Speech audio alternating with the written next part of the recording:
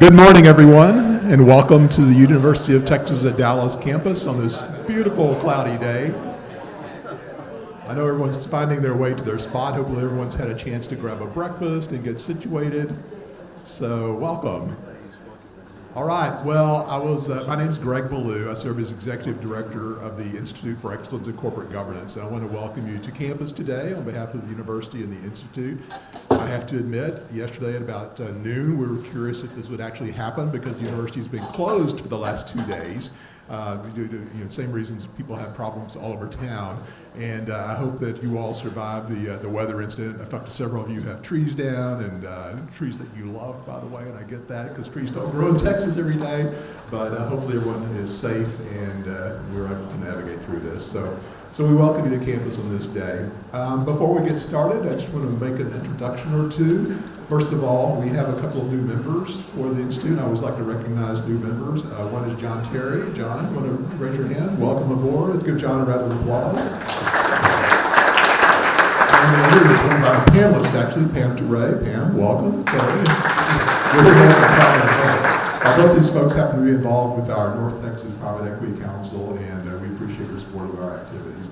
We have a lot of guests today, and usually I introduce guests, but we have like maybe 15 or 20. So I'm going to do the old Baptist church thing again and ask our members to stand up and introduce yourself to a guest that may be at your table or the table next door. So I'll call us back together in a minute. So members, stand up and say hello to our guests and welcome them here, okay? Thank you so much for doing that.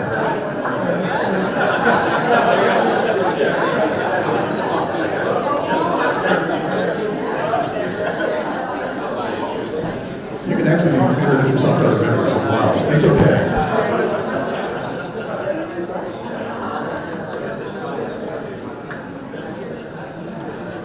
All right, so now you actually hope you're able to connect with folks after the event.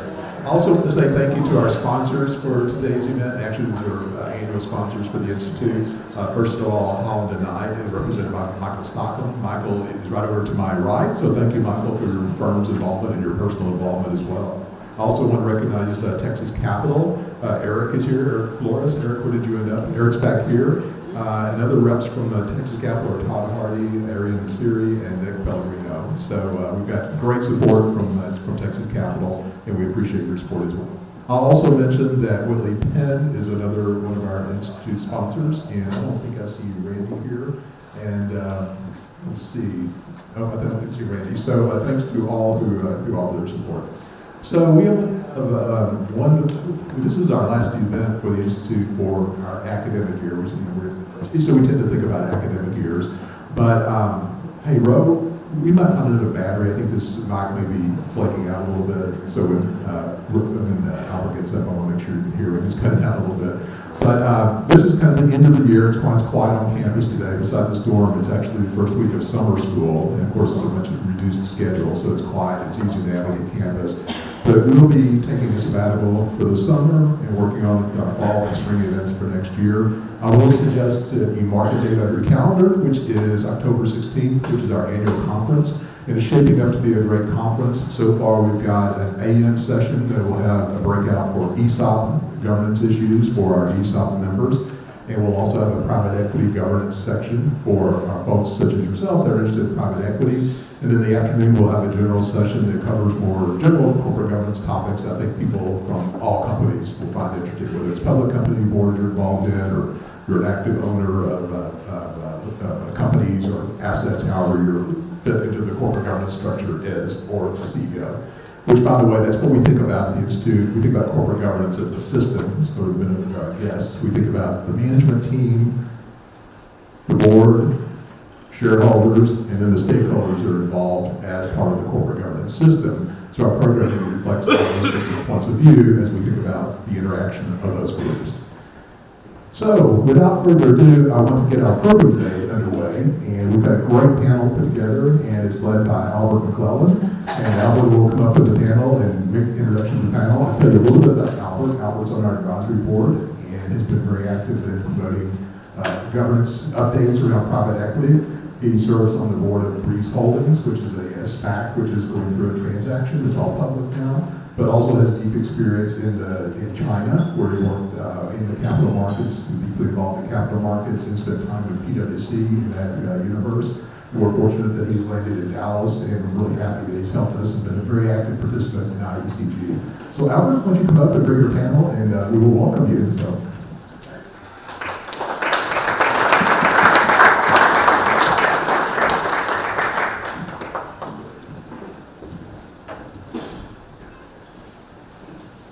Well, good morning, everyone. I hope everybody survived without too much difficulties over the last few days. I know we were out without power for about 24 hours. And just to show of hands, how many people actually just were without power in the last day or so? Wow. So anybody else's printer not working this morning? In any event, we're real happy to have you here today, and thank you for coming out. Ostensibly this morning we're going to talk about independent directors and their values to portfolio companies. But it's worth noting that whenever you see a family office or a private equity firm invest in a corporation, they generally will require board seats as part of that process. And as one of our panel members kindly pointed out to us the other day, really the term independent director is a little bit of a misnomer when it comes to investee companies. So we think that works out well, though, because there are a lot of people that I've spoken with, that other members of the panel have spoken with here, who would really like to join or be part of a private equity company, particularly with the slowdown of IPOs and traditional public company board membership. So we're real excited to talk about that today and to get everybody involved in that. Let's see. We'll broadly cover 3 topics today. The first of which is really how does one go about adding value to the board of a private equity portfolio company. Secondly, what are the portfolio companies, family offices looking for? What are the attributes that are attractive to bring people onto boards and help them grow their portfolio companies? And finally, historically, there's a lot, and I know Pradeep will talk about this a fair bit, but there's a lot of studies that demonstrate that really having independent directors or professional directors on the board of these portfolio companies increases value dramatically. But nonetheless, you also hear, just through the grapevine and talking to people who've actually served in these capacities, a little bit of frustration with how the directors are used, because the roadmap isn't quite as clear as with a public company, which has pretty solid guide rails and so forth to drive the business. We're hoping to have a discussion approach this morning, and feel free to ask questions, and we'll reserve about 15 minutes at the end of the discussion for any further questions from there. In the meantime, we're really fortunate to have the panel we have. We have people who are operating partners, who form funds, who've served as interim management on multiple occasions, with expertise from investments and operations all the way through to being the CHRO for public and private companies. So real quickly, I'd like to see if the panel will be willing to give an overview of their backgrounds, and starting with Pradeep. Thank you. Thank you, Albert. My name is Pradeep Saha. My background is really 25 years as an operating executive at various mid-market and large companies, including GE, in global roles in sales, marketing, manufacturing, and engineering. About the last 10 years in the private equity sector, 2-time CEO, and now serving 5 mid-market boards with various different funds.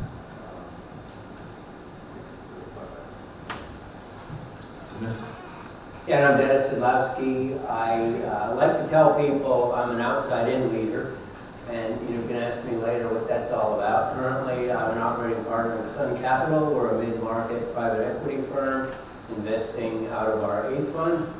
We have about 40 active portfolio companies, and I'm responsible for 5 of them. So it's a lot more than board member in the way our model works.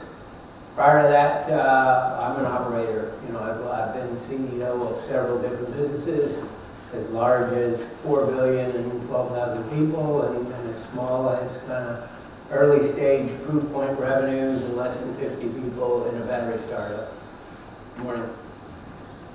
Good morning. My name is Pam Toure. I'm an interim CHRO and consultant. Most recently, I worked for DRG Solutions, working with a Blackstone portfolio company.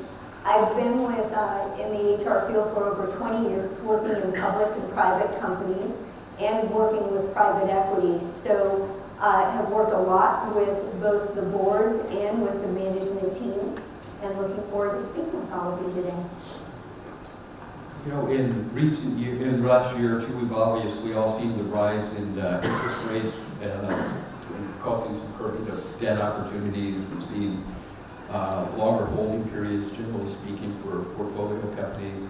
I know, Pradeep, you have looked into this extensively, and what are some of the trends that you're seeing with respect to independent directors and board roles within the private equity firm portfolio companies? Yeah, if I look over the last 10 years, there definitely is a lot more interest from sponsors in bringing on independent board members or outside board members, as Dennis sometimes reminds us. And I'm seeing it across the range of funds, from the smaller funds to the larger ones. I think the days of financial engineering, buy, roll up, cut cost, and flip have long gone by. And so developing a portfolio company to actually have real value and be prepared for the next buyer to find a way to build their 3X on it only comes through operational excellence, commercial excellence. And I think that's, in recognition of that, there is more trend to bring in outside counsel, business counsel. Dennis, I know you have some real strong opinions on this subject, and in terms of what you're seeing, what are the attributes that people are, that private equity and family offices are looking for, both functionally and as it relates to personality type? Well, in the context of, thinking about joining a private equity board, I think the skill set and the desired attributes are a lot narrower than you might think about in a public company.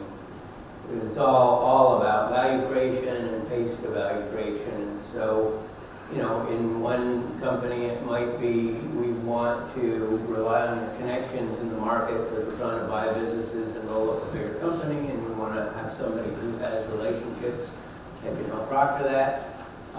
There are times, Pradeep and I have both been in positions where you're a backup for the CEO in the event that he or she decides they don't want to make it or they don't want to drive enough change and pace. For me, those have been infrequent.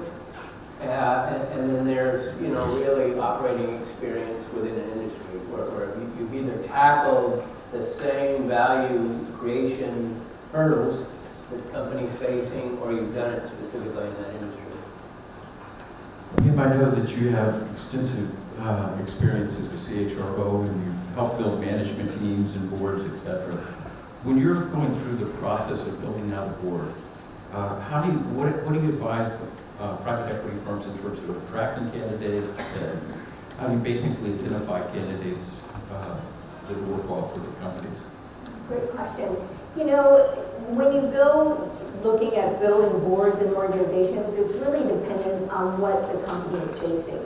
So having been with turnaround organizations, like organizations emerging from bankruptcy, bringing in operating partners or independent directors who have had experience in organizations with similar situations, really important. And so many times what you'll find is that the private equity partners are going out, people that they know in the industry, other CEOs that they've met over periods of time, or they go into their portfolio of companies where they might have faced a similar challenge, and they had a strong CEO or potentially CFO, and I find that those become good talent pools for the organization to pull from. Additionally, what you'll find in like aggressive growth companies, a lot of times depending where they're growing, for instance, I had an organization that was growing extensively in Europe.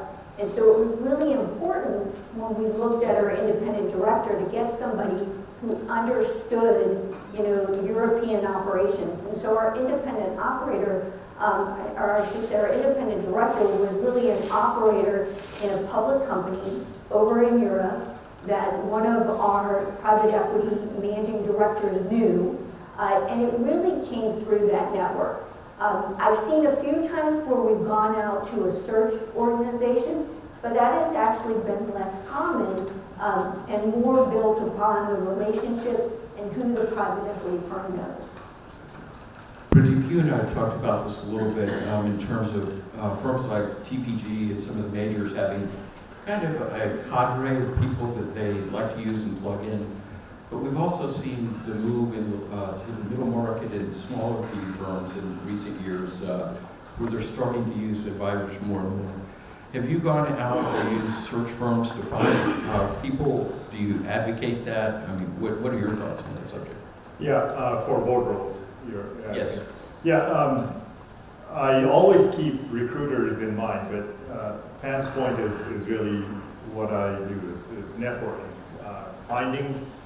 Going through your own network and identifying the skill set, because obviously what you get there is a reliable reference. The couple cases that have gone through recruiters, it's a hit or miss situation, no matter what you do in terms of personality tests and trying to fit. Because the biggest thing is a culture fit. Does the outsider coming in have the ability to engage the existing team where they are and develop them to a new extent, as opposed to come in and shake everything up? That person-to-person engagement between leaders is a quality that is much better vetted when you go through your network. And Dennis, I know you brought a lot of people on as well over the years.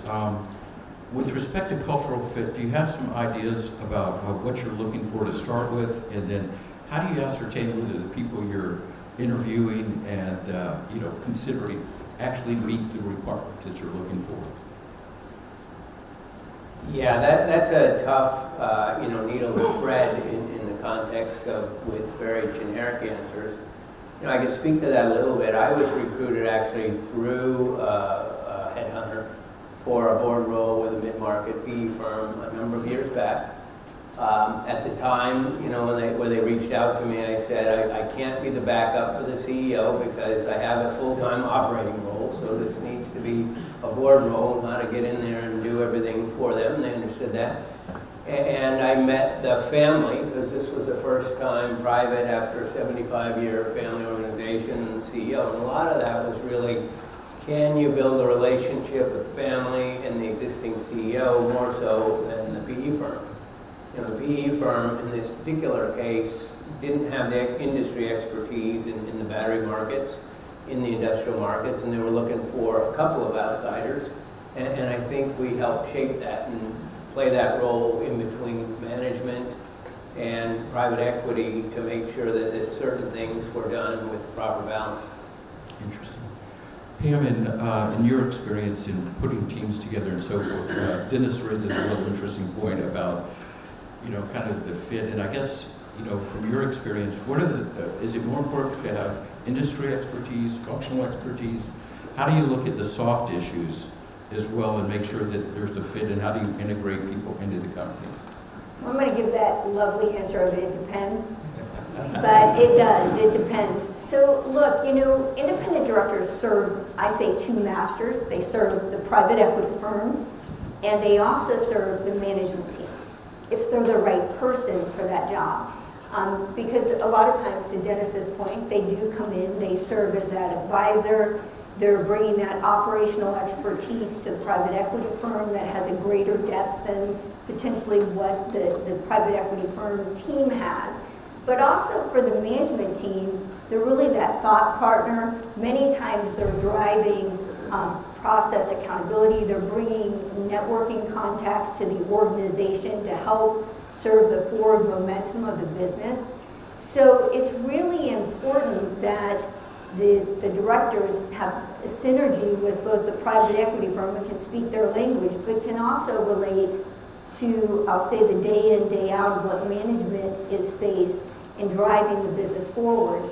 And so, you know, the best processes that I've seen relative to making sure that there's good fit is that there is always first the vetting on the private equity side. Does the person bring strong industry knowledge? Do they bring strong problem-solving skills? Have they potentially seen the situation that this particular portfolio company is facing, whether it be aggressive growth or whether it be, you know, speed to turnaround?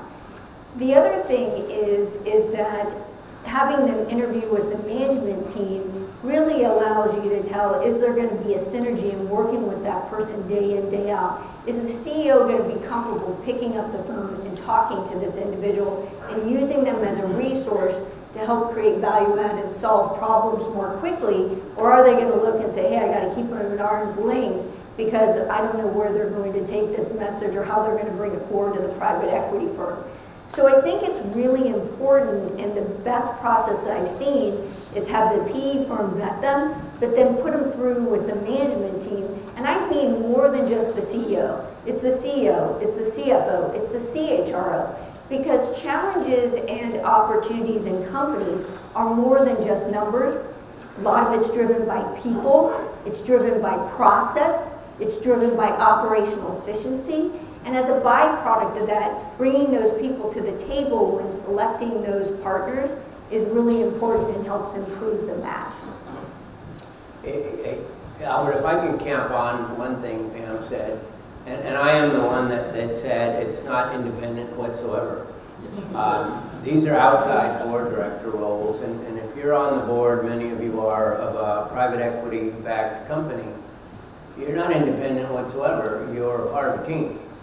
And the team is a blend of the parties Pam just talked about, the management team, the private equity firm. But it's really about early building alignment with that team and being a multiplier for the management team, being a multiplier for the board discussions that are going on, because it's not a big governance discussion. You know, the governance is usually heavily set up by the private equity, unless there's, you know, 4 or 5 owners who all have equal party. And therefore, it's about value creation. Is the roadmap clear? Is it doable? How quickly can we drive those major initiatives to move the business forward? And so it's an outside board director. It's not about independence and playing a role between parties. It's about becoming a multiplier for all the parties. Great comment, thank you. Pradeep, one thing that we were kind of touching upon outside a little bit was really kind of the notion of how do you really serve the master, so to speak, in the form of the PE firm, family office that's writing the checks, and yet retain the trust of management? And does that vary by the issues that the company's facing? For example, is it a turnaround, or is it a growth stage, or is it kind of status quo and getting ready to liquidate? So how would you handle it in those situations? Yeah, I see the role as really being an independent advice for the investor. And so typically what I do is get into the operation, understand the business dynamics, the stress points, the opportunities, and help translate that to the investors in a way that they can support it. And so I take the path of trying to bring alignment. There's obviously financial alignment to begin with, but the role is more to bring that human aspect of it, and it's not an easy thing because the investors sometimes don't have an appreciation of what it takes to get to a certain end goal from an operational perspective. You know, how can we, why does it take so long, why does it cost so much? And the same thing from a CEO side. The PE doesn't understand what we're trying to do, they're financial people.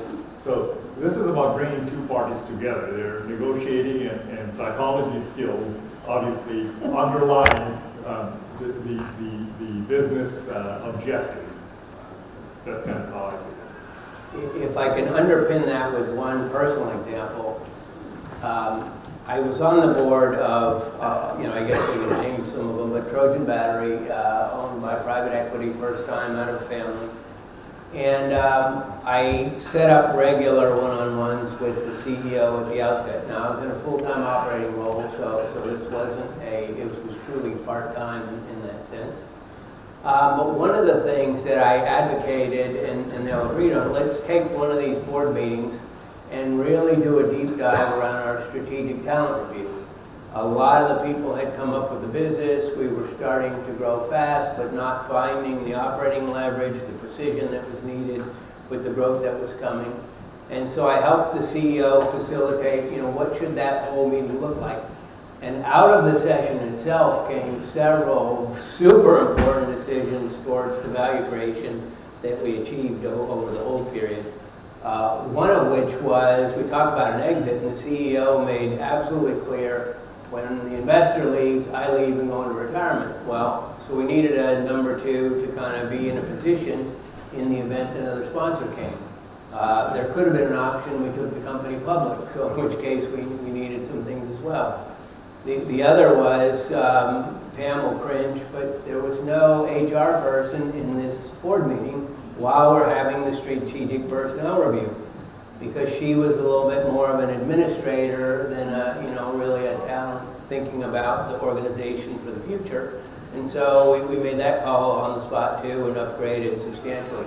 And those things really moved the needle, on the direction of the company. So those are things that were kind of in between. I brought them with my knowledge base into a smaller mid-market company, but ended up being very effective in the choices and the outcomes that we made. Very interesting. Pam, looking at the other side of the coin, it's always sexy and everybody loves the idea of going and building a company and creating these huge liquidity events, but most companies don't make it there. And the question becomes sort of on the other side is one that as people in this room are considering becoming, an independent director or operating partner type role with a PE firm. What are the pitfalls you see, and where are the things that people aren't what are the things people aren't thinking about in terms of what you have to do to succeed? That's a good question. Over the years, I've seen what I say are deals with PE firms that have been that sweet spot. 3 to 5 years, they've turned and they've sold and they've been successful. I've also been with an organization that ended up holding a portfolio company for almost 11 years. I mean, it was painful. During that point in time, there were 3 management teams. The organization went through bankruptcy. Eventually, Alvarez and Marsal came in and helped to do a restructure, and then we eventually, with a brand new management team, which is when I went in, we got the business to sell. And I would tell you that, some of the things that people have to think about is that there is a lot involved in these PE and, owned portfolio companies. Some of them are run absolutely beautifully. I mean, they are like on automatic pilot. They've got a really strong management team. They know what they need to do to deliver it. And you're going in and you're advising and you're bringing some of your expertise, and they move forward and they sell for mid-multiple. And then there's others that I call more of the sticky wicket, where maybe they were performing really well, and then let's take a good example of like COVID hits. And then you have the disproportionate impact that happened on that particular company, and where before the organization was throwing off, money like it was growing on trees, all of a sudden cash is dried up, and the business all of a sudden looks at itself and it's like, wow, we weren't creating, system, process, structure to actually be able to sustain the business during hard times. And, having come off an assignment very similar to that, I will tell you that the thing that, being with the organization, we went through 2 independent directors during that period of time. The first person who came in really brought one perspective and had kind of laser focus on where he felt the PE firm should go and where the management team should go. And I'm going to tell you, they were on the 200-yard line and everybody was back at start.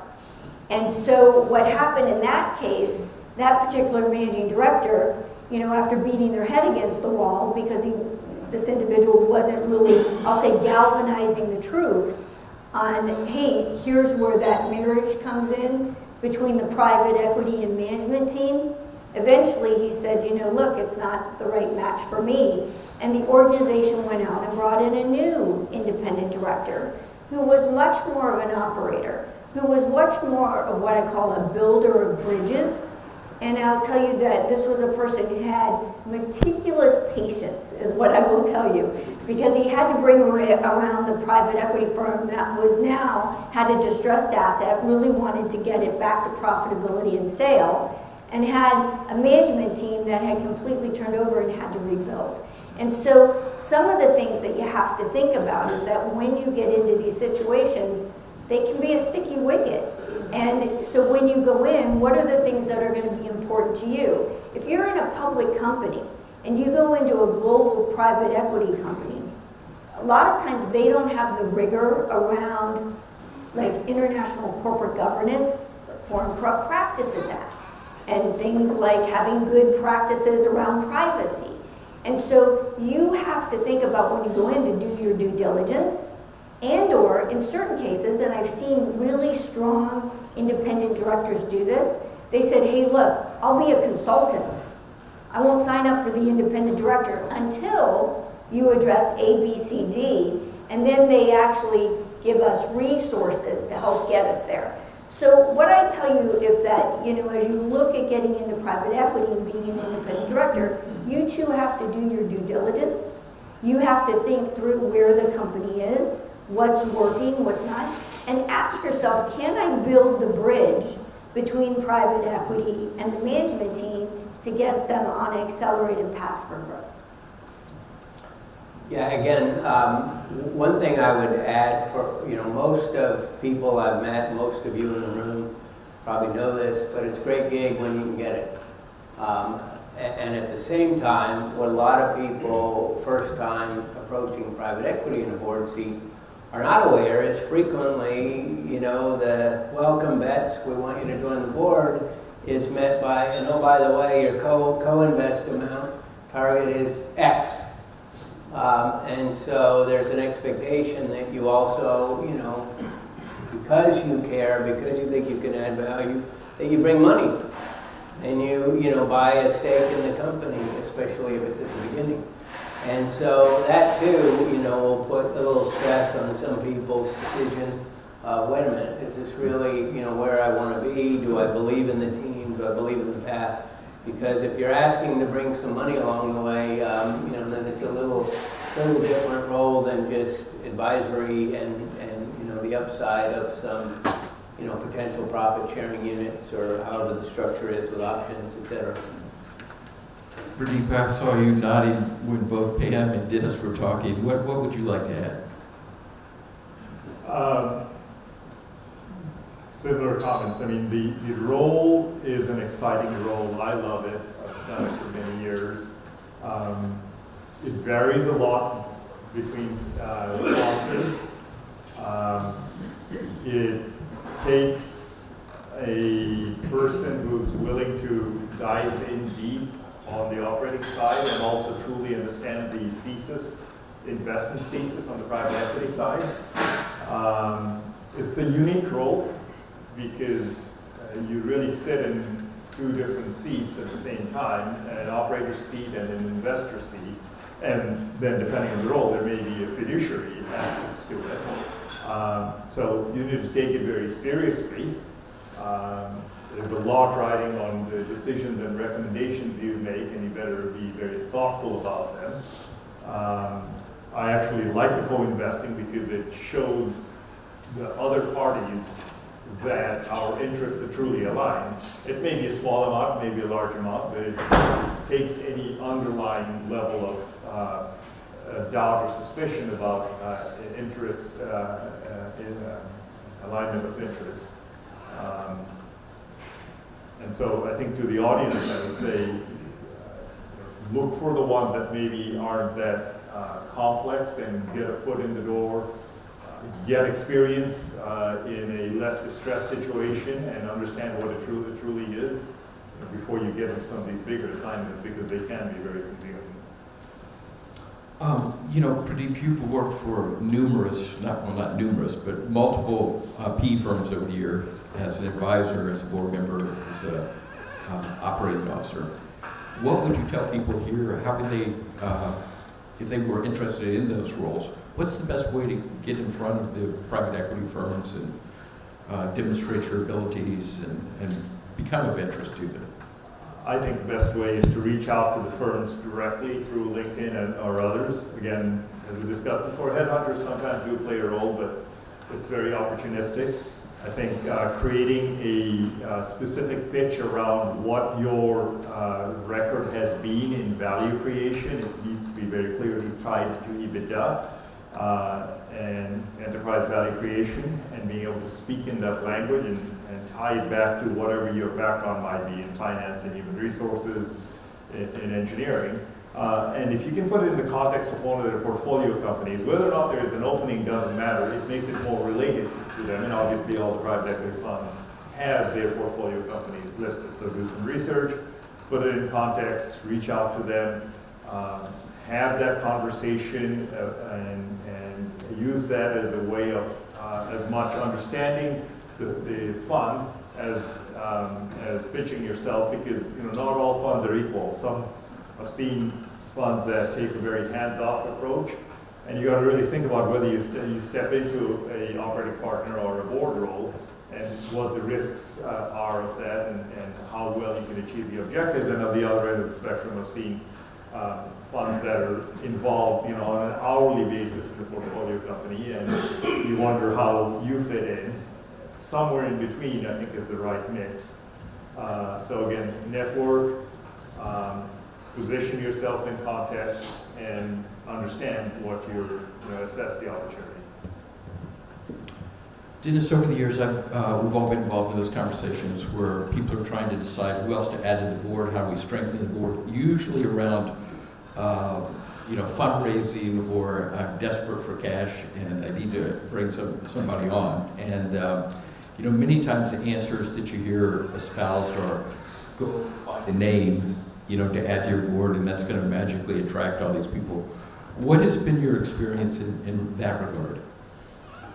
Yeah, I think what I heard you say, Albert, on that front around fundraising, around kind of board brand building, if I might, in the private space, is more in the venture side, in the businesses that maybe don't generate their own capital and are going to need to raise capital. Most of, when I think about private equity, and Pradeep just mentioned it, in value creation, you might as well substitute the word EBITDA improvement, because they're almost one and the same in the evaluation and the way, life is measured.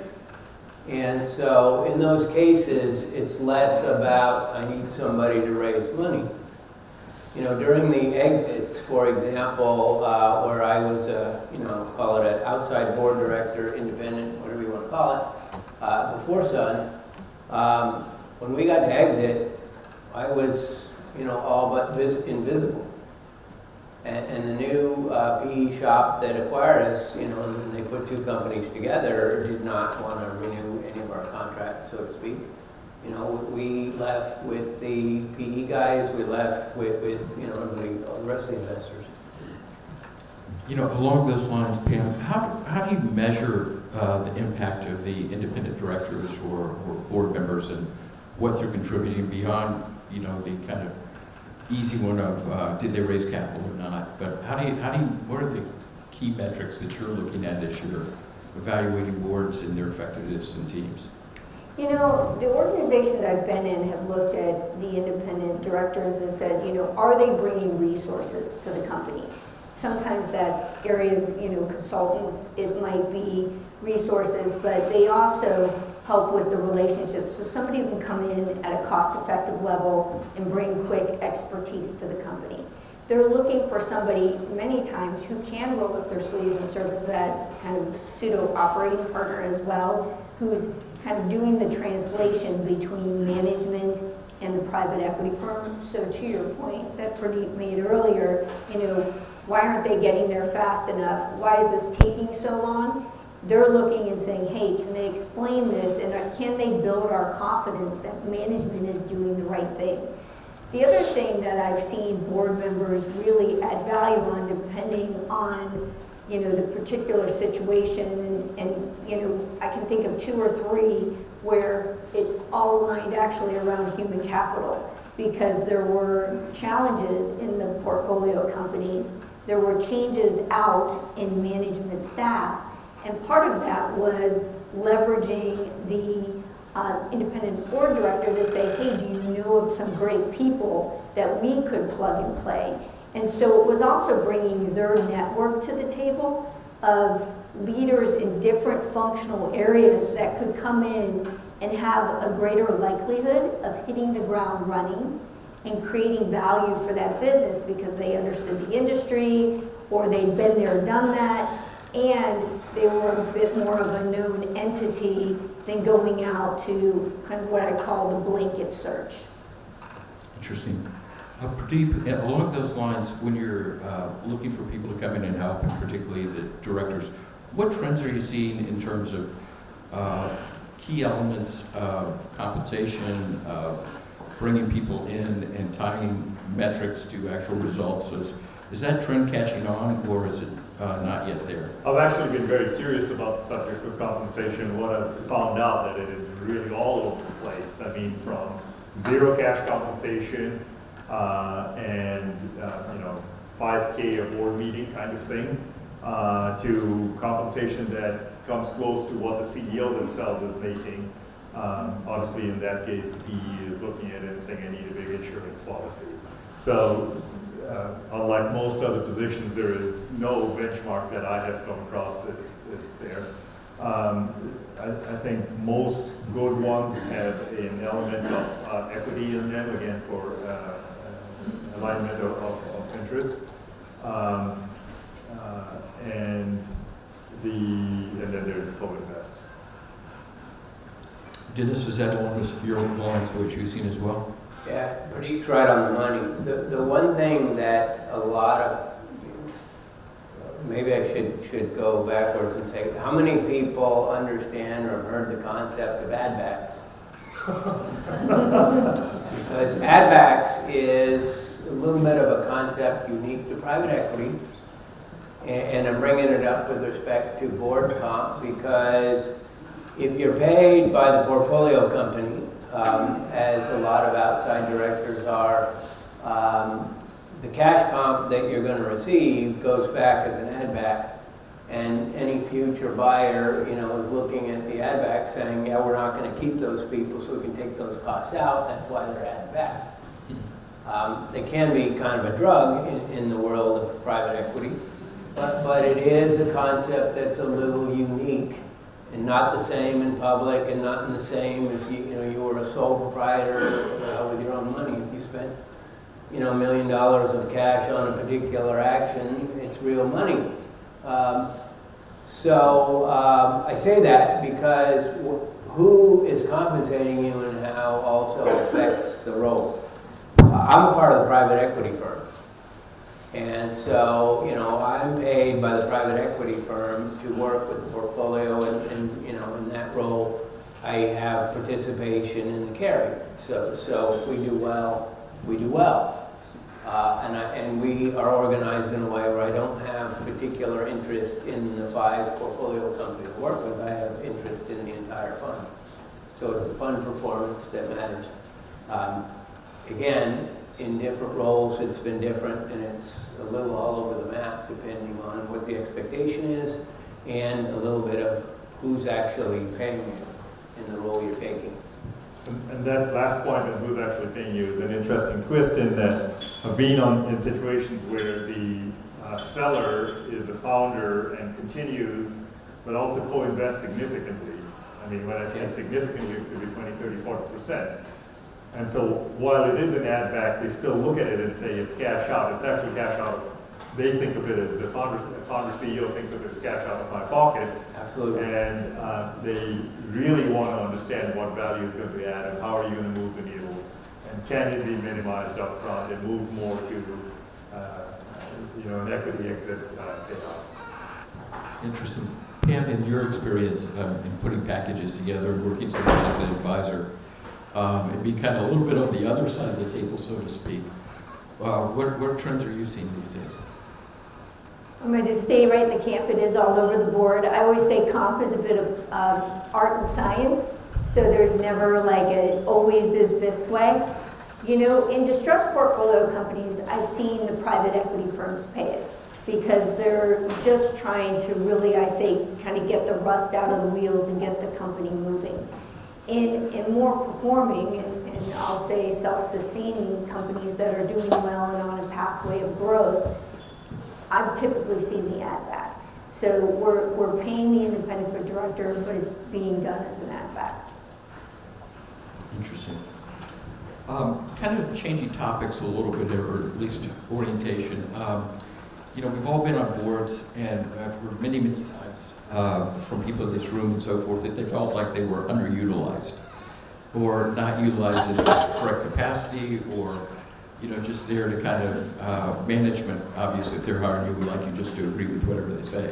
But at the end of the day, Pradeep, what do you see in that respect? How do you make sure that people are utilized effectively and that really all your skills and resources are utilized in the process?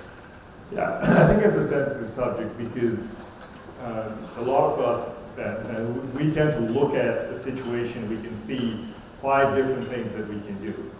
However, we're not in a role to actually do it. We're in an advisory role. We need to work with the existing management team. And so there are periods where at least I'm sure you guys do, feel that our suggestions aren't being taken, that we could be more active, we're being underutilized. And it's part of the skill of the job is balancing getting something done as opposed to pushing too hard and either causing chaos, fear, confusion, whatever it might be. At the end of the day, you hope that because there is either alignment across the board, that eventually all parties get to a common view of what it takes, and that the perspective that we bring and the value that we bring and the skills that we bring truly get utilized. But it is there's money left on the table in so many situations. Dennis, in your experience, is there a lot of discussion between the management teams and the PE firms in terms of the types of people that you want and the roles and responsibilities and so forth, or board members kind of a secondary thought? So my experience is that it's infrequent, not never, but infrequent that the CEO or the management team is the one saying, I'd like to bring in some outside director. I've been in a few of those where so that's a network that's important if you aspire to get on the board. Where a CEO is mature and thinks, I'd like some help, somebody's been through this before, maybe it's first time with private equity or the like. But more often than not, it's alignment with private equity. And so the tricky part there is not having a CEO look over her or his shoulder thinking, wait a minute, I know why you're here, and I don't like it. And I'm nervous about it. And a good friend of mine, he was running, prior to me joining Sun, was running a Sun Capital company. They spun out to another private equity firm. That firm was bringing in a board member. I was at the time kind of hoping maybe it would be me. But I knew that guy as well. I knew him well, and I knew he didn't want the CEO's job. And I think they were both named Kevin, and I said, Kevin doesn't want your job. He's really going to be useful in this role. I actually introduced them together before the deal closed, and it's working out swimmingly. But initially he was worried, when he knows the private equity guys, and they're adding him to my role. Maybe he's a backup for me. I don't need that. Pam, that's such an interesting point. It used to be when everything was kind of financial engineering and you thought you would have a 3-year hold. Essentially, many times the PE firms use their 30-something MBAs, and having been one of those before, I know how aggravating you could be to management. Have you seen a trend towards more experienced people? And as Dennis was alluding to, that there's always the challenge of, how do you go in and help and be a resource and drive the company at the same time without you know, the CEO going, oh my God, this guy's here to replace me. So, You know, I think that at the end of the day, I've not seen any company I've gone into that has what I, you know, when they bring in an independent director, that they're what I call, you know, short in the miles. Meaning, you know, they're typically very experienced people who have a track record of success, who've kind of been there, done that. But the other thing I want to bring up, in addition to private equity, so like I sit on 2 advisory boards, one with a private company and one with a venture-backed startup. And, you know, we're seeing more and more, at least I have been, I know that I'm part of an organization, the CEO Trust, who's also leveraging this as well, and they're building advisory boards for organizations, and what it is, it's a nice step for if you have aspirations to be, you know, a director. I think one of the things that you can do to build your skill set is to get on these advisory boards. What I like about advisory boards and how they're being utilized is that many times they're accumulation of experience. So they'll bring somebody with human capital experience. And, you know, I have a little bit of a bias there, but I always say that, look, organizations are made up of people, and the businesses that win have the best teams. And so if you don't have really good, rigorous, you know, expertise around people, I tell you have a gap. Same thing with, you know, operations. If you're running a complex, you know, multi-vertical industry organization, or you know, that's fully integrated, you may need somebody who's an expert in distribution, an expert in supply chain, an expert in online marketing or digital marketing. And advisory boards can bring that value to the organization, and that's something we haven't touched on. Now, I defer to Pradeep and Dennis if they're using them, you know, in their organizations. I am seeing some private equity firms use those with the management team and with their operating partner as kind of an augmentation to help the business. But I'm going to tell you, it's just at the start of that. please. Well, your original question triggered for me an interesting thought. And that is, I look around this room, and I don't know who the youngest is, but most of you, if you joined a private equity board tomorrow, you'd probably be the oldest one around the table. And so you mentioned the 30-somethings, and so you got a bunch of very smart, you know, most of the guys around private equity are very sharp. And when I say guys, men, women, whatever, they're very sharp. They've studied at top schools, they've looked at lots of companies and books.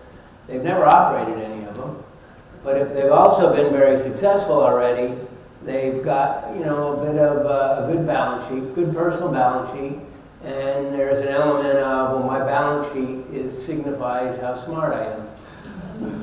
And so you have to come into that understanding with a little bit sometimes of, you know, your experience is as valuable as theirs, and it's different.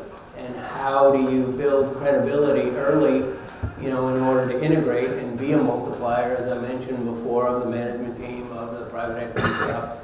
You know, those things are real dynamics, and they're not insignificant, especially, you know, those of you that have been called out or done interviews with multiple people. You know, most of them are a lot younger, I'll just say, than a lot of the people in this room. And I'm not trying to offend anybody in this room. I'm trying to, you know, be factual in that context. And so there is a dynamic there that is one more that you have to manage. Interesting. I got to ask you, Pradeep, I love that smile. What's your thought on the subject? Yeah, similar. I mean, it takes a complementary set of skills. You know, I was in a situation once where there were 3, I'll call them 20-something MBAs at the table. There was a managing director of the fund, really not very involved, and then I was brought in. And so you look at it from a headcount perspective, you know, it's 3, 1, and it turned out that after we went through a full strategy session, I took the operating team and the investors to a strategy session, the company had a lot of M&A opportunity. And so these MBAs became a critical part of the thesis because there was a lot of modeling that needed to be done as to whether this stuff, all of the M&A work that needs to be done. But there are times where it becomes frustrating because they look at the world as a spreadsheet as a steering wheel. I keep looking at them and telling them that spreadsheet is a view in the rear view mirror, and that our goal is to look around the corner and to anticipate the future, and the inquisitiveness tends to become overwhelming sometimes from the operating team, and so it's a balance. Depending on the phase of the company and the situation, you need to create peace and bring focus. You know, looking around the room, I see people are involved in private equity, I see people that are involved in family offices, and I know that you guys have experience doing both. Do you see the type of people that are being chosen and utilized different, the same? How do the roles, kind of compare and contrast the roles, if you will, between those types of entities? Between the Family offices and private equity firms. I think in general, the exposure that I've had with family offices is they don't have the infrastructure, if I may, of what private equity fund does. And so, sometimes they'll bring in an outside team, sometimes they'll use consultants. So that's one thing is they're not as set up. The other thing is if they are long hold situations, unlike private equity who's looking at transactions, us going in as outside directors need to think about what the compensation model is. Because if it's a cash-based compensation, on a long hold, obviously it doesn't have the peak of the exit. So they can be great groups to work with, extremely good values, companies that are esteemed, and families that care for people and want to build strong cultures. So it depends on what you're looking for, between the values, the compensation, and where you are in your career path. Very interesting. This may be again slightly off, but one of the paths to try and get on a board and the like most often is doing some diligence work. A lot of the work I did, and Pradeep talked about networking directly with private equity, was about, hey, you have industry experience in this, we're looking at this deal, if you have time, could you participate? And, on the one hand, when you have a lot of experience and everything, you can say, yeah, and here's my, hourly, daily rate, whatever, depends on what you want to do. But a good way to, I used to do that is the first hour is free. I'll look at the book and we'll do a quick 1-2. Pro bono, so to speak, if you want me to come out and actually participate in the management meeting, then we'll go through that, and from that advisory may end up in a board role or may not. All depends on how the deal goes and how the relationship works. But that's probably your best way to, build the relationship and demonstrate some value early on. I was going to say, if I may, and I think one of the important points is that, in addition to what Dennis said, whether you're looking for a job or you're looking to become a board member, it's really important that you're not what I call that fair weather candidate, meaning you're only knocking at the door and reaching out when you're looking for something. And I like the approach that Dennis shared because it's really about that long-term relationship building. And it's about being able to demonstrate that you as an individual can create value for that business. And so, what I tell people who want to get into this, type of work and progress, and you see it a lot with CEOs, they come up and they say, hey, I want to move to a board seat. And that's like, great, what have you done for it? And they're like, well, I'm a CEO. And I'm like, well, I think that's terrific. But it's all about who you know. And it's about talking to the people that you know. And it's about leveraging your relationships for a give to get. So maybe you go in and you do some of that consulting. Or it's maybe you see something interesting that can create value and you want to just share some information. But it's about that ongoing relationship building, because when I've been with the private equity firms, and we had a change in our independent director, the first thing the PE firm just says like, hey, we gotta get somebody in here. Like they knew they needed to get somebody in there, and then the first thing they went is like, who's in our network? And what happened was, who was top of mind? Who had they most recently spoken to? Who had reached out to them and been communicating with them, sharing with them what they'd been doing and the impact they'd had at the business they were working in. And those folks then began to get into our process to interview, and that's really how the pipeline built quickly. It was based on those relationships that people have been working at day in, day out. It's not like they just called up one day out of the blue. So just, put that in your pocket that it's, relationships are like growing a garden. You plant the seeds, and then you got to water it and give it sunshine, and the plants grow. Pradeep, your answer kicked off a thought. As we are looking at longer holding periods for PE firms, and traditionally you would think of family offices. Unfortunately, in North Texas, we have a whole bunch of family offices that are well known. Are you seeing the skill sets merge, or starting to move in? The required skill sets moving towards each other, both from a functional as well as a kind of cultural basis. Yeah, I think the longer holds present a different set of challenges. From a financial perspective, you got to manage the debtors and the entire capital stack in a different way. Obviously, the banks want to keep the loan going. The equity holders want the money out yesterday, if not sooner. And from the operating side, you've got a different set of challenges because with inflation cooling down, with the labor challenges, the long hold periods present a different set of challenges. Are we going to be able to keep key employees around? Are we, what are the macroeconomic challenges going to be, and how do we invest in the right balance so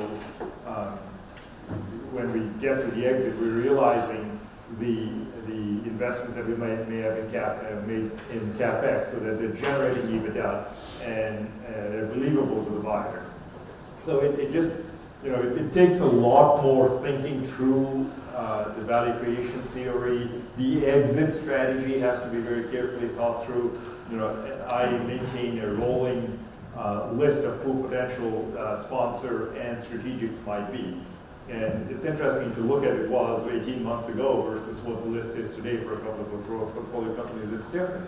And that's because the hold periods have increased and the business characteristics have changed. And so, yes, it does take, that group of operators and financial types coming together to constantly plan and be sharp about it.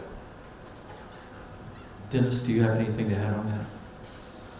I think Pradeep hit that one right. When I think about family office, what I think two big differences between classic private equity and what you think about a family office is often hold period and leverage. Frequently family offices use less leverage. That they might think about their returns and dividending out cash flows if they are in a longer hold period. And it's a different model than of what are you trying to optimize from we're going to lever up because we're going to move fast and we're going to exit again, and that has a lot of value. One of the things I think I didn't realize, I was going to say a lot of people don't realize, but the interest charge is a substitute sometimes for taxes. You have a nice profitable business, but you're paying cash interest, so that's taking away from net income, still driving EBITDA because, after interest. And so rather than pay the government, you pay a bank. It's actually a good deal when it works, So there's a variety of things like that that are different factors financially as well in the thinking that translate to what Pradeep was saying in the operational modeling.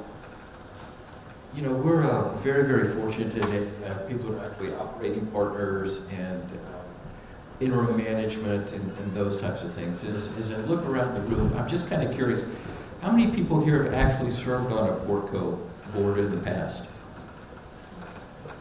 Okay.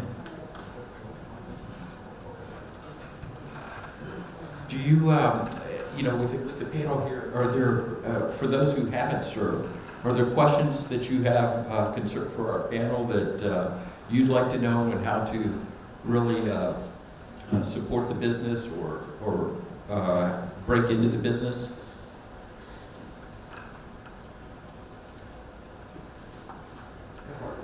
Yeah.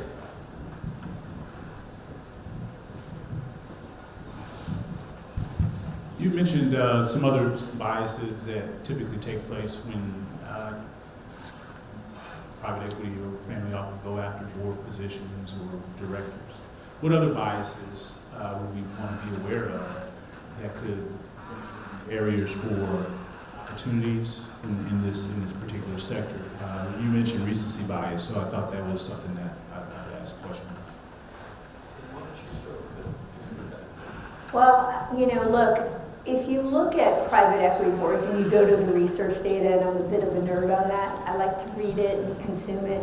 The fact of the matter is that women and diverse candidates are still really light in boards of private equity owned companies. But I would say, that trend, although it's shifted in public companies, has still got a ways to go. So I'm not sure it's necessarily different. So I think that's first and foremost.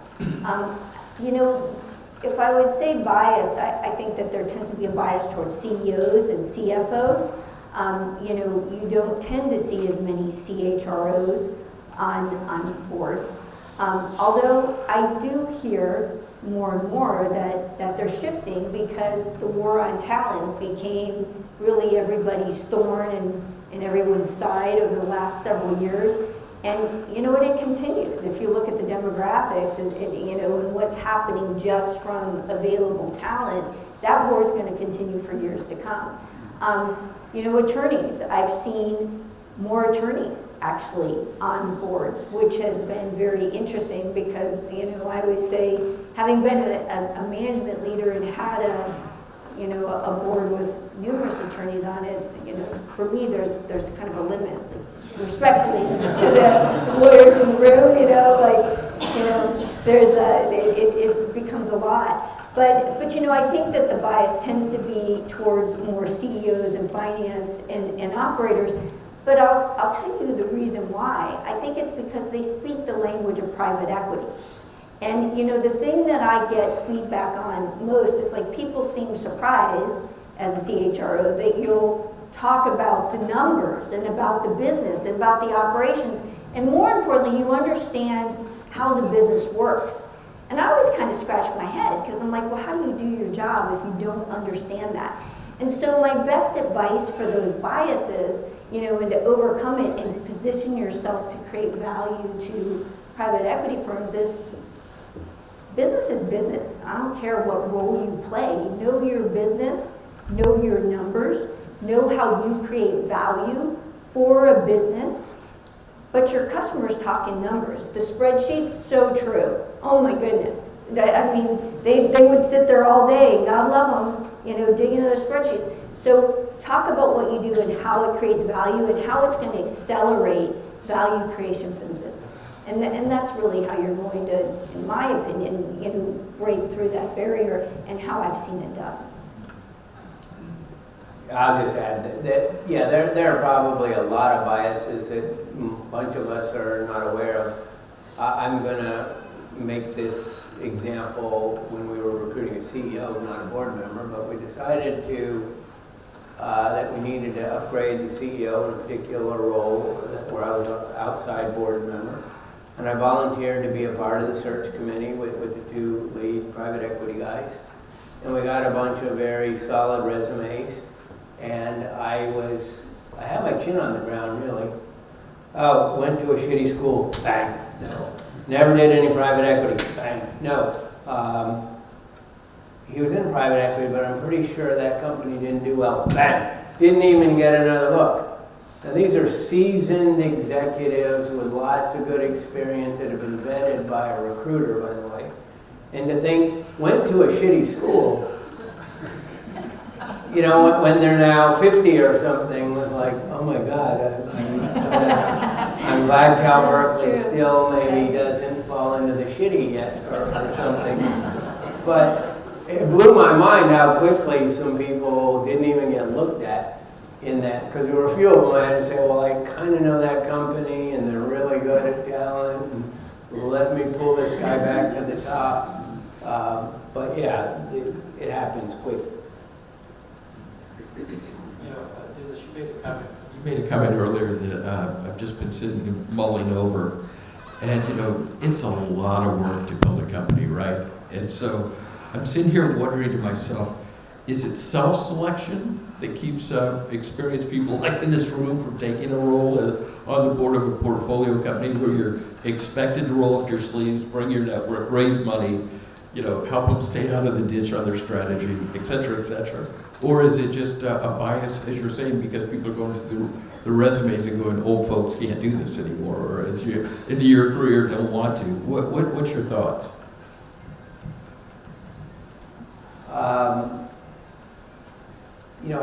I started out earlier saying it's a great gig if you can get it.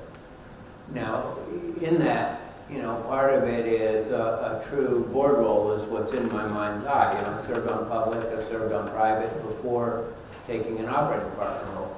The operating partner role at our firm is a 6-7 day job. Got 5 companies. We work hands-on, out with customers, in the plants, or in different parts of the world. This is not a retirement job whatsoever. Now, in one of them, we do have an outside director for some industry experience. But he, too, is the CEO of another firm, in the industry, and so it's more advisory and having some additional maturity around the table. Some of it is how prepared are you to get into the grit? If you have, let's just take a manufacturing example or something, if you have great lean experience, are you ready to actually get out there again and demonstrate it? And get, roll up your sleeves and get in the business and help the team and or you just want to talk about it and kind of point to the direction and say, hey, here's a consultant you can use. It's going to vary, and so you also have to find that personal fit with the company and the PE firm that aligns with what investment you're prepared to make. Pradeep, do you have anything to add? I think the roles are great because for those that haven't been in the role, it actually helps you in your existing role because you put yourself in a different seat, looking at how an investor views your business. And there's an old saying that the best way to learn is to teach, and that makes you think more and more. So I'd encourage everybody to take a look at what we find to be a good fit and go and try it. You have a question back here? I'm on my way.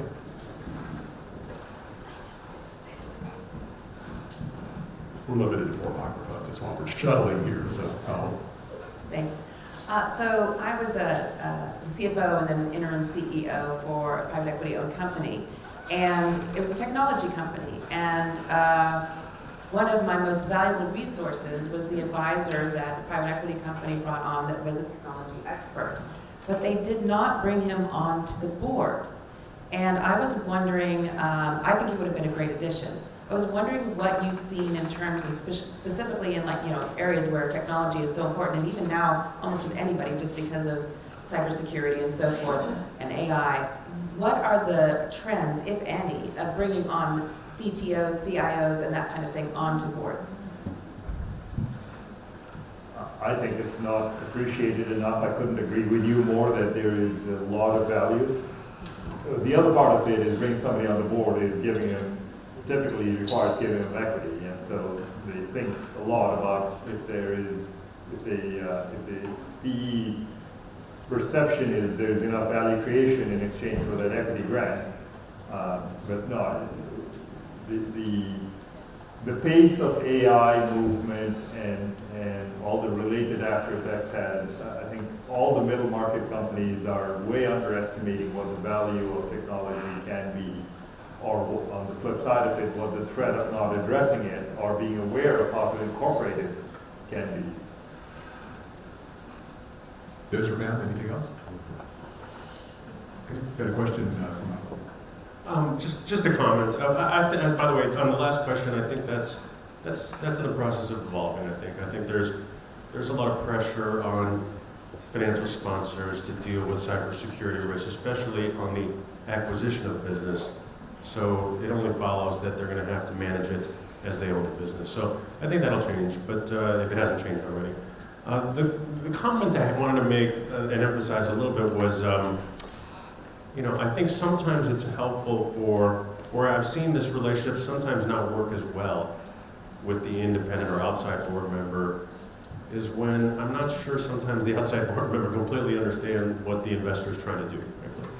And I think it's important if you're looking to get on one of these boards, not only to try and help them in getting some industry expertise on the thousands of opportunities they have to look at just to find one deal to work on, but in addition to that, while these people might think a lot of themselves and they don't have any operating experience, they're actually under pressure, frankly.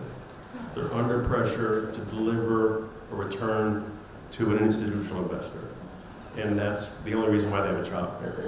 So, in bad practices, they're good with spreadsheets, I guess. But the bottom line is that you as an operating executive have to facilitate accomplishing the delivery of a return within a specific time period to the investor. And it's different from venture capital to growth equity to leverage buyouts to distressed. Those are completely different board roles, completely different investors, frankly. They bear no relationship with each other. And you can serve on a board of any one of those four, frankly. But the reality is you have to understand what the investor is trying to do and be on the same page as them. If they're, in a traditional LBO world, you've got to return that money within 3 to 4 years. That's your goal, frankly. That's the bottom line. And everyone needs to be on that same page. Any comments on that? Coming back to Albert. Just to pick up on one of the comments, I've actually, one of the boards I'm involved with actually has looked for, we have another member who's a CIO, and he has turned down more independent board positions and management positions in the last 6 months than you can believe. And so I do think that you're right that it's actually increasing, and I think it will increase as we see more tragedies happen or more problems. And so, fortunately, it's the world we live in, and I think hacking and all those things is only getting more sophisticated. So, more questions? We've got about 5 more minutes, so we have time for a few more. Hopefully I can get this done quickly. It's more of a question for Pam. I sit on, as an independent director, it's owned by 2 portfolio companies. So we got 2 portfolio companies, and both of them involved. I'm an independent director. And I didn't appreciate when I'm trying to get both companies, because we got these 30-year-olds who are telling us, they want, they're good at the spreadsheets, they're doing all the same things and everything you were talking about. But they don't necessarily always appreciate the human capital, because we're kind of people dependent. So I'm trying to get them to start thinking about that, because it's an investment. They're thinking about, the company's not 3 years in, so they're thinking about their exit, like you were talking about. So I'm trying to get them to understand the importance of the people that they have, and how do you get that to resonate between management and 2 portfolio companies that are that own this company where I'm an independent director on. So. Well, that's a great question. It's interesting, just recently, I worked with two private equity firms. One, of course, was majority, one was minority holder. And the business was really challenged. And I don't mind telling you, the interesting thing is that the first thing I did when I went to the meeting, and I was invited really to come in and sit down and listen to the first board meeting, and they had all the operators coming in and kind of presenting what's happening within the business, what's working, what's not, talking about the financials. And through all the presentations, there wasn't a single question about their talent or about the people or where they had gaps in their capabilities or experience, that if they had that on their team, it could help catapult the organization forward.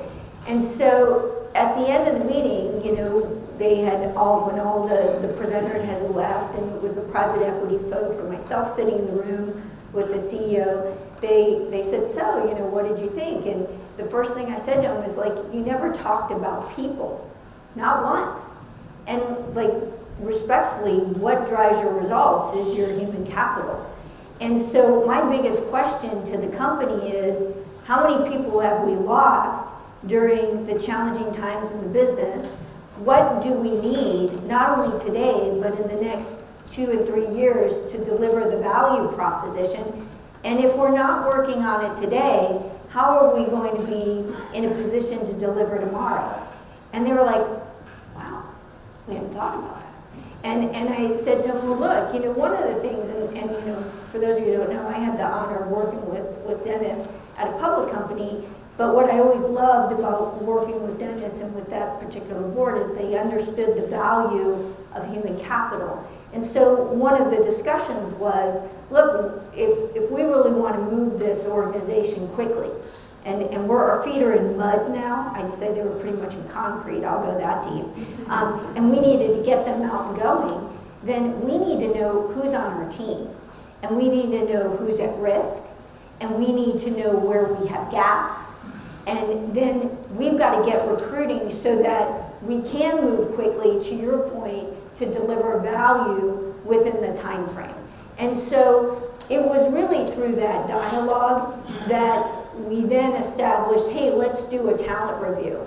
Now I will tell you that subsequently we brought in an external director who had fantastic experience. And the very first thing I did was set a meeting with them and sit down, and we got talking about human capital. And then from then on, at every board meeting, we had a component where we talked about human capital. And it took a business that was, I'll say, flailing, like single-digit EBITDA, and got us back within a 14-month period to double-digit EBITDA. And I'm not going to say it was all attributable to people, but I am going to say if you don't have the right players on your team with the right butts in the seats, doing the right jobs, you can look at numbers all day long, you're not going to move the organization forward fast enough. So, flip that around a bit from, you know, your role that you described as board member.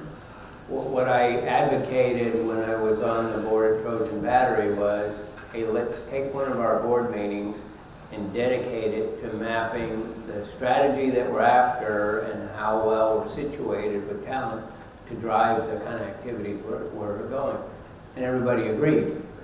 You know, and then the next step was the CEO going, how do I put that together? And I said, well, let me give you a few constructs, and, you know, to frame this properly. And it was one of the better discussions, as I mentioned. We made a couple of important decisions.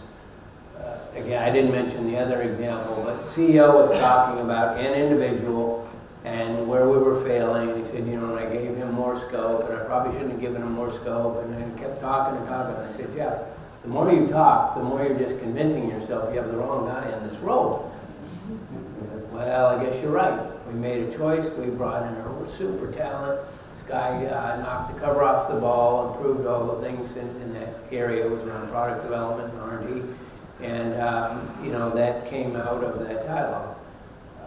I'll say I kind of helped facilitate it onto the agenda by, you know, addressing the parties and saying, you know, why don't we maybe think about the context of how people drive this strategy and have the leadership team present to us and help shape it a little bit so that it was, you know, that was a portion of what I think my contribution was.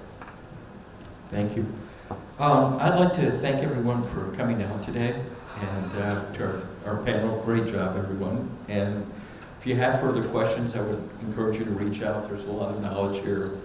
And please let us know what else you would like to see with respect to the investment community and future programs. I was real interested. We're planning to do an AI panel next year after the summer break. And so knowing the types of things that are of interest to you, the companies you serve, and so forth would be really valuable. So please reach out to Greg and the team and let us know. Thank you.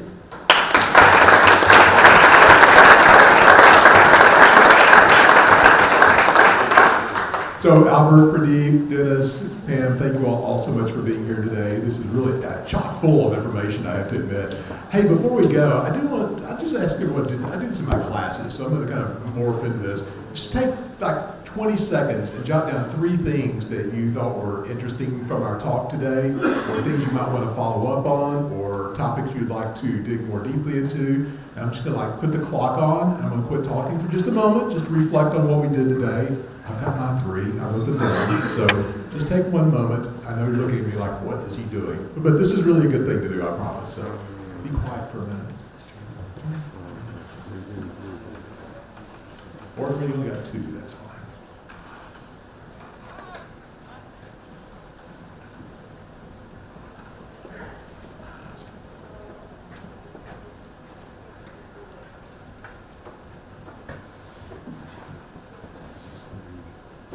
Okay, so we're in yoga. This isn't like you like recover. That's what this is all about. So mine were, I learned the word add back. I had not heard that before. That's an interesting thing to me. I learned to, so Bets, this is for you and me to think about for our MBA classes. You know, we train a lot of like spreadsheet pushers in our classes, so it's good to be reminded that we have operating issues to deal with. And another comment I think that Pam made was to develop your relationships early within companies you want to do business with. This is a David Westbury favorite. I've heard him say this so many times. You know, don't call me when you need me. You know, let's get to know each other prior to that. So those are my 3 takeaways. I always like to have some things to appreciate. And usually if you've got one thing out of an event like this, it's a home run. So thank you all. And thanks for our guests. I do want to remind you, if you need continuing education credit, you can pick up a card outside on the way out. Also, we'll have a survey form for feedback. I appreciate getting some feedback on this event. And finally, I want to thank our staff, Ro Travada to my right, and Kelly Parrish, who things outside. Thank you all so much. I cannot tell you what they went through yesterday, getting ready for today. And we had so many things up in the air. So Ro and Kelly, thank you for doing all that. So with that, we'll call it a day. We look forward to seeing you back next fall. Have a great summer.